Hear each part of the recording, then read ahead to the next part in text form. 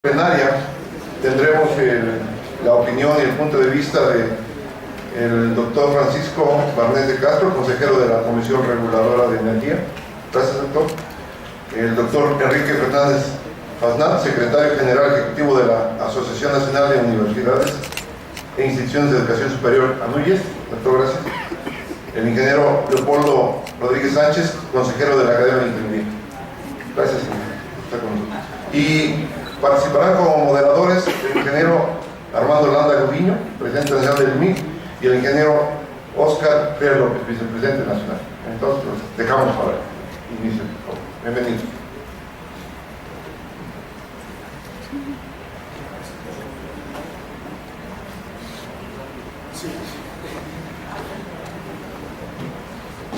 Bien, nuestro primer plenarista de hoy en esta plenaria magistral.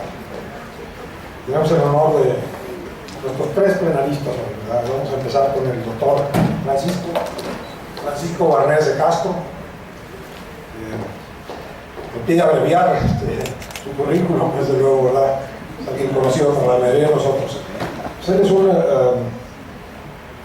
expresidente del instituto. Creo que no necesitamos decir mucho de él, ¿verdad? Actualmente su posición como consejero de la Comisión Reguladora de Energía lo pone en un papel preponderante para estar esta tarde con nosotros. Doctor, por favor.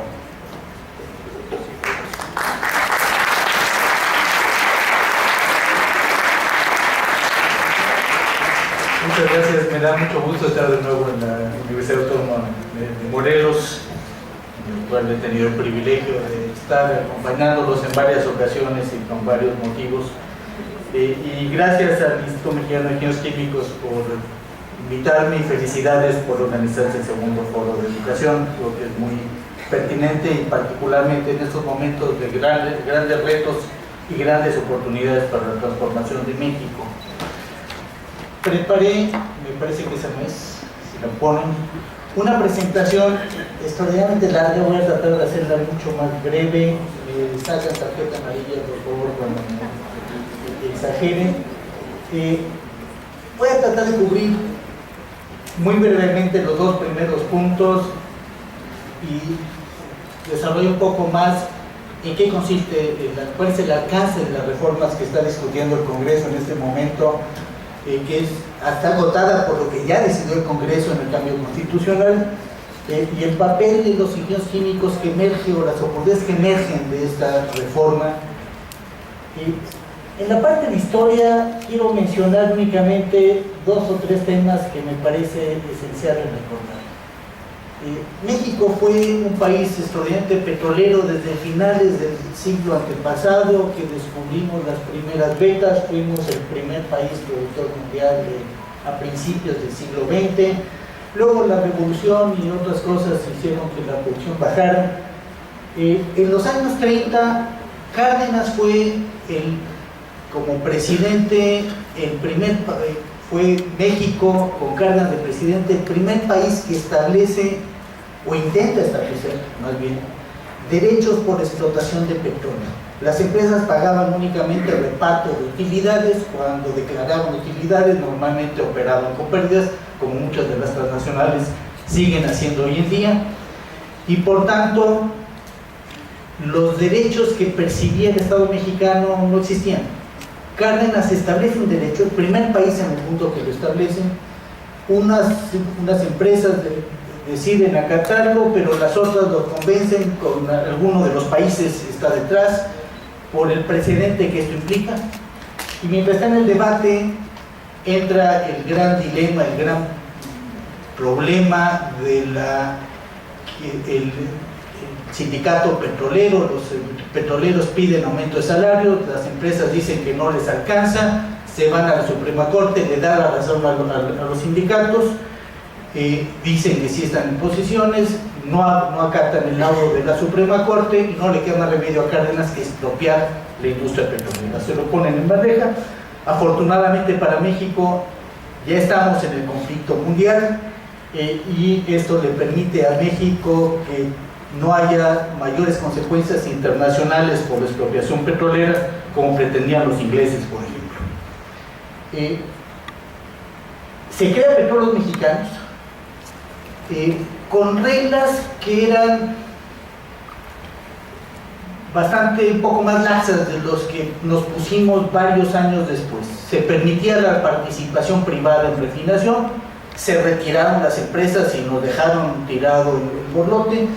Afortunadamente los ingenieros mexicanos se fueron a operar Petróleos Mexicanos y lograron ponerlo en operación, y se mantenían los contratos de producción hasta los años 60, que un poco por accidente inclusive me cuentan, se retiraron los contratos, la posibilidad de contratos en el marco constitucional.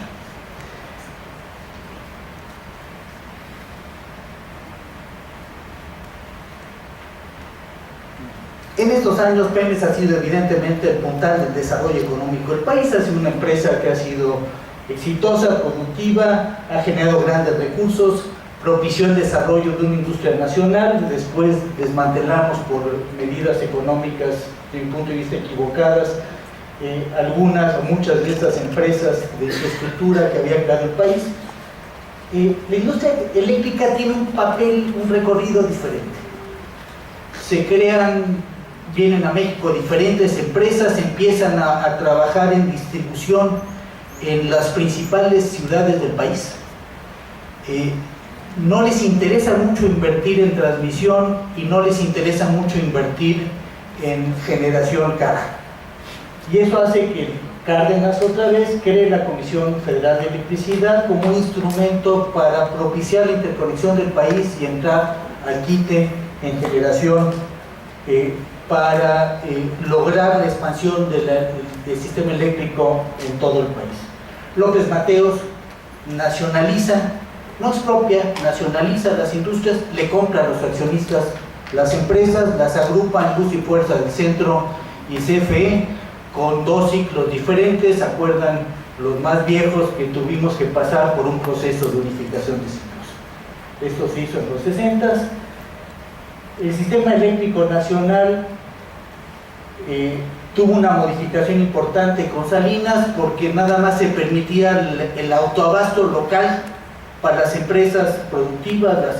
Las industrias podían generar su propia electricidad, pero no podían llevarla a otras empresas o a otras instalaciones aún de ellos mismos, fuera del terreno de la generación y el sistema eléctrico nacional.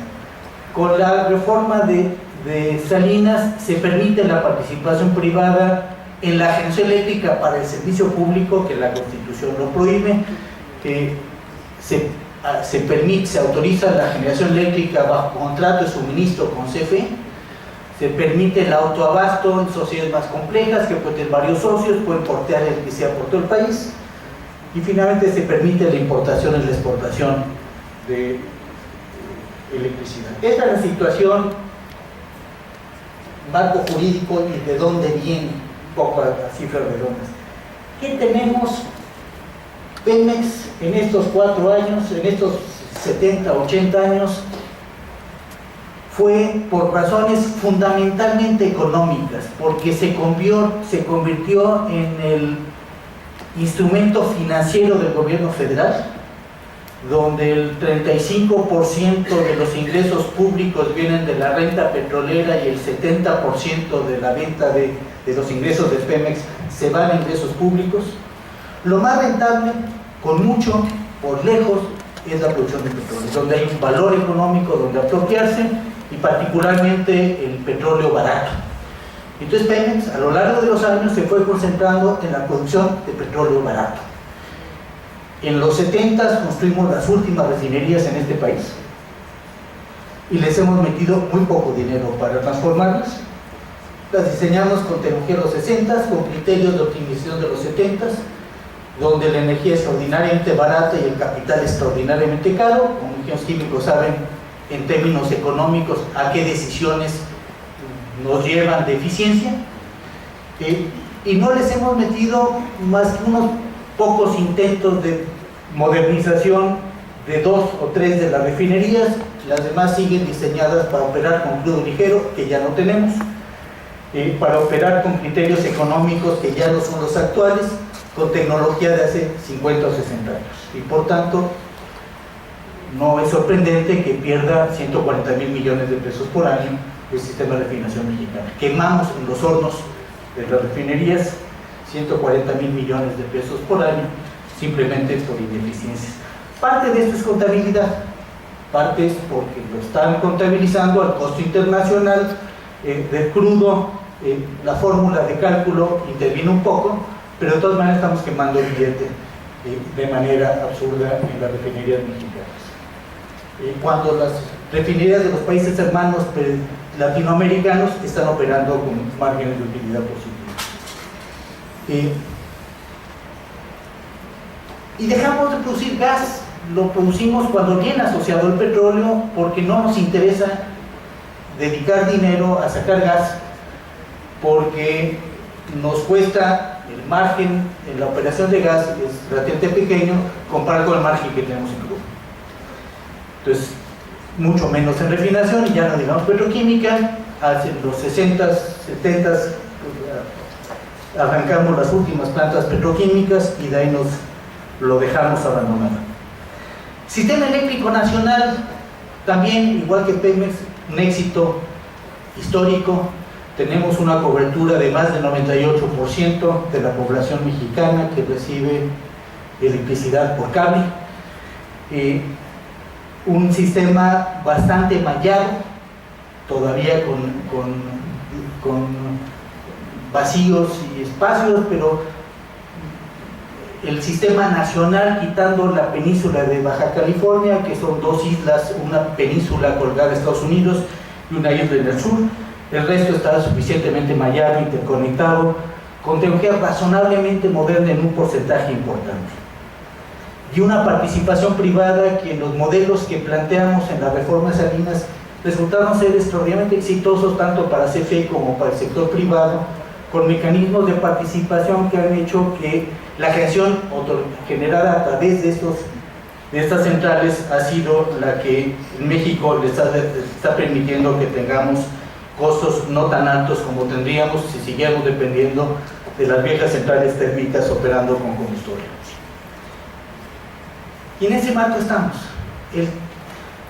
El paradigma que fue modelo en los años 70s y todavía 80s, que venía países como Brasil a aprender qué habíamos hecho para replicarlo, nos quedamos rezagados, un modelo que ya no da para más, las costuras ya no dan.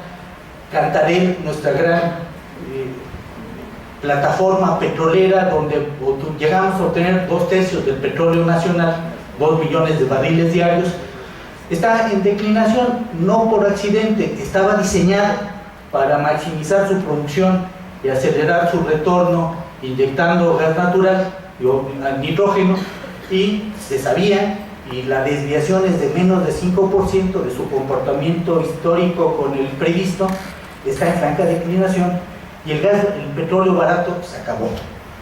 Entonces, mantener la plataforma petrolera, estamos casi 1 millón de barriles por abajo del pico que alcanzamos, mantenerla implica inversiones mucho mayores que antes, con un costo por barril mucho mayor que el que estamos acostumbrados, y por tanto inversiones mucho más altas con un retorno mucho más bajo, que es el que alimenta a la hacienda, es prácticamente insostenible. Y ya dejamos de invertir en petróleos mexicanos hace tiempo, en modernizar refinerías o en ampliar la infraestructura en transporte y distribución de petrolíferos. Importamos la mitad de los petrolíferos en este país, más de la mitad de la gasolina, más de una tercera parte del diésel, más de la tercera parte del gas natural. Lo estamos importando, más del 30% del gas eléctrico. Pero nos hemos vuelto fuertemente dependientes en importaciones de petrolíferos. El modelo no da para más. ¿La reforma en qué consiste? Pemex sigue siendo las empresas más rentables a nivel mundial antes de impuestos. Después de impuestos no le queda más que pedir prestado para pagar los impuestos y perder, descapitalizarse año con año. Y aún así, la perspectiva es que si sigue solo, se va a encontrar con una situación económica cada vez más complicada. tenemos gasoducta, el gran desarrollo, la gran innovación, pero es un gas que es todavía más complicado que el gas convencional. Los márgenes son mucho más estrechos, son pequeños pozos que hay que perforar, varios miles de pozos que declinan aceleradamente en menos de un año, y hay que estar perforando continuamente. Pemex, con su infraestructura, es como pedir a un elefante artrítico que coma un platillo de arroz chino con sus palillos. Simplemente no está condicionado, no tiene la infraestructura adecuada para hacerlo. Le podemos pedir que lo haga, lo va a hacer porque es muy eficaz, pero destruyendo valor, perdiendo dinero y dejando de hacer actividades mucho más rentables, que es donde sí está pegando, donde sabe operar, donde tiene petróleo, que es con amplios márgenes todavía. ¿A dónde va la reforma energética? Es una reforma bastante más ambiciosa de la que se planteaba originalmente la iniciativa del presidente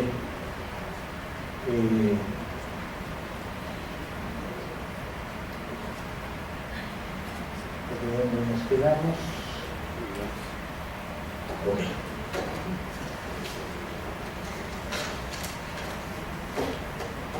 En esta iniciativa, el Estado, como la mayor parte de los estados del mundo, como es parte del sistema jurídico mexicano, sigue siendo propietario de las reservas de petróleo en el subsuelo y de gas. Que se va a privatizar el petróleo. El petróleo, para que tenga valor, hay que privatizarlo, hay que venderlo a un tercero. Para que extraerle una renta, tiene que acabar en el mercado. O lo vende, o se lo vende en boca de pozo al productor, o se le vende en boca de refinería en la transformación, o lo vende Petróleos Mexicanos al transformador a nivel internacional para darle un margen, para poderlo capturar la renta económica petrolera. El petróleo hay que venderlo. Y el petróleo hay que venderlo en cualquier modelo, extrayendo una renta. Y la renta, como se la extraemos hoy los estados modernos y en este país a Petróleos Mexicanos, es: pagas por barril producido, pagas un derecho, y luego pagas un sobreprecio cuando un valor adicional de tu margen de utilidades, y luego pagas un derecho, una participación sobre la renta, y si soy dueño me pagas utilidades. Entonces, este mecanismo se conserva en cualquier modelo, y por tanto no es cierto que privatizamos la renta económica. La renta petrolera la mantiene el Estado, si el Estado sabe manejar la renta.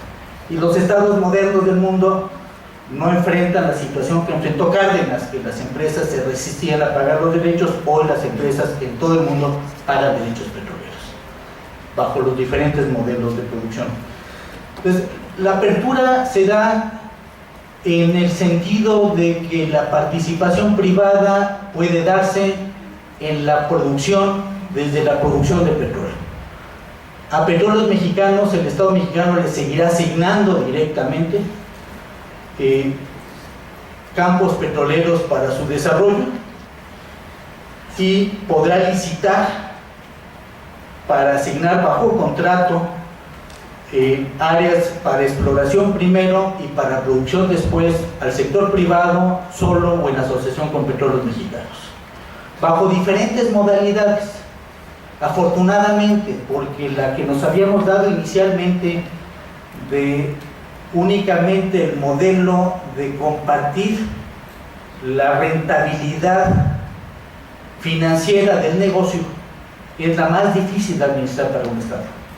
Implica que tenemos que tener un ejército de contadores para verificar cuál es la renta petrolera, cuál es efectivamente la rentabilidad del negocio, y poder compartirla.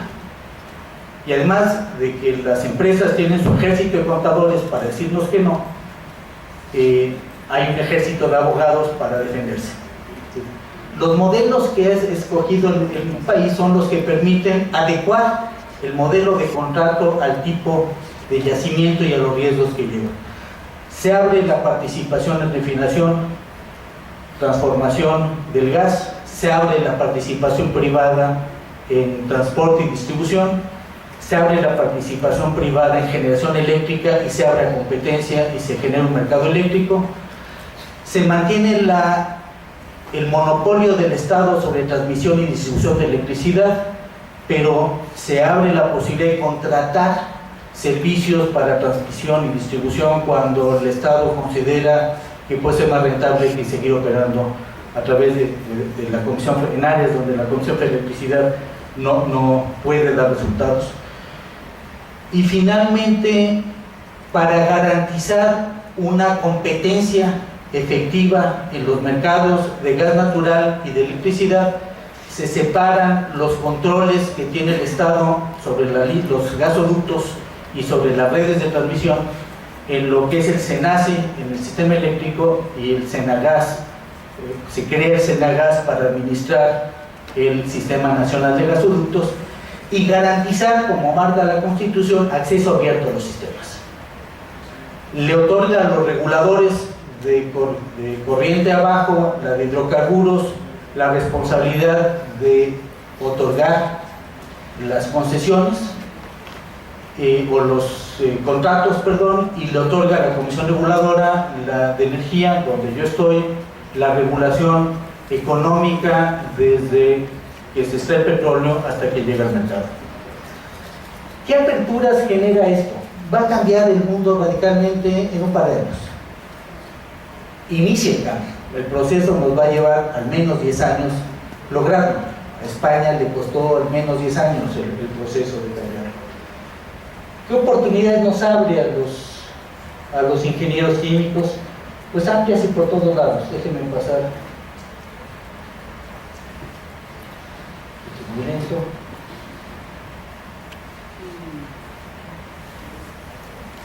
Por ahí estamos llegando.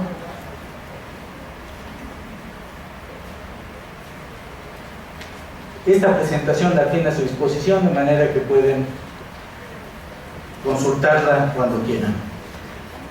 ¿Dónde se abre chamba para los ingenieros químicos? La producción de petróleo es mucho más compleja. Hoy en día las tecnologías son mucho más sofisticadas y requerimos en muchos casos entrar con recuperación secundaria, que implica el uso de tecnologías que los ingenieros entendemos a veces mejor, inclusive los geólogos. Entonces hay, no solos, pero participando junto con geólogos y petroleros, hay espacio para que los investigadores en ingeniería química participen desde la modelación de los yacimientos, el comportamiento de yacimientos, que son flujo de fluidos y termodinámica compleja, porque implica el equilibrio de gases con líquidos, multifases, y el comportamiento dinámico de un sistema que se está desplazando en un sistema heterogéneo, complicado, de manera que en la modelación de esto hay espacio para un montón de ingenieros, particularmente hay varios ingenieros químicos hoy en día trabajando en modelación, y hay un buen número de ingenieros químicos trabajando en el desarrollo de tecnologías de recuperación secundaria. Pues esa es una área de oportunidad. Evidentemente, lo que es suministro de petróleo y gas natural, va a haber un cambio radical. Al momento que hay mercado, participación de jugadores, posibilidades de petróleos mexicanos de orientar sus recursos a las refinerías y complementar inversiones con capital privado adicional. Las refinerías hay que modernizarlas, hay que ampliarlas, y es un espacio natural del ingeniero químico. Con tecnologías modernas, de avanzada, donde el combustorio ya no tiene lugar en los mercados, cuesta 6 veces más que el gas natural y contamina mucho más que el gas natural en todos los aspectos, por tanto hay que transformarlo en gasolinas con tecnologías modernas. El IMP ha desarrollado una tecnología de avanzada para aligerar crudos y convertirlos y generar menos residuales, que hace falta pasarlo de planta piloto a escala semi-industrial y finalmente industrial. Hay enormes oportunidades en refinación.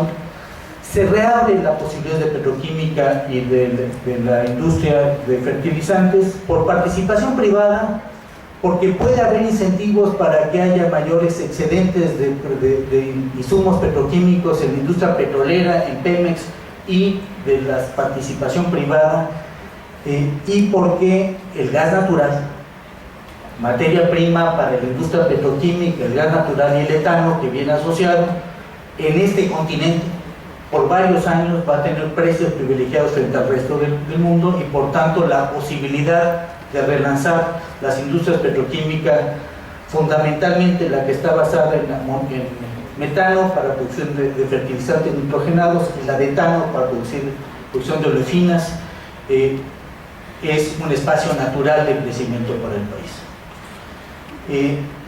Todo el manejo de las opciones de transporte y almacenamiento estratégico y táctico para los petrolíferos y para el gas natural es mercado natural de los ingenieros químicos, y por tanto, señores, pónganse a trabajar en serio, a prepararse bien, porque este país necesita a los profesores que orienten a los jóvenes y a los jóvenes que salgan mejor preparados para enfrentar este reto de mañana. Muchas gracias.